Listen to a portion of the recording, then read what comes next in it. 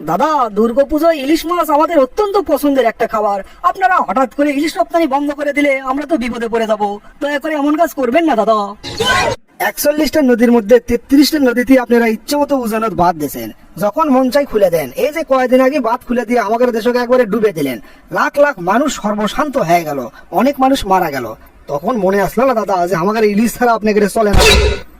এতদিন আপনারা বহুত একতরফা ভাবে লেছেন, আমাদের কিছুই দেননি, বরং তো সবসময় আমাদের শোষণ করছেন। এগুলো চিন্তা ভাবনা বাদ দিবেন কোন দাদা আপনাদের সরকারও, তাহলেই দেখবেন আমাদের মধ্যে আবার আগের মতো বন্ধুত্ব হয়ে উঠবে। দাদা, কাজটা কি ঠিক হলো? আপনারা যে একেবারে ইলিশ পাঠানো বন্ধ করে দিলেন।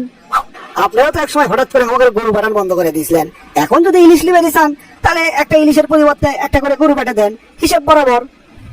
এটা তো বন্ধুর লাগান কথা হলো না, আপনি তো দেখছি অন্য স্টাইলে কথা করছেন। কয়েকদিন আগে রাতের আধারে কোনো পূর্ব সতর্কতা ছাড়াই হঠাৎ করে বাঁধ খুলে দিলেন, আর সেই পানি আমাদের দেশের কয়েকটা জেলা ডুবে দিল, লক্ষ লক্ষ মানুষ সর্বশান্ত হয়ে গেল। তখন মনে আসলো না যে আমরা আপনাদের বন্ধু?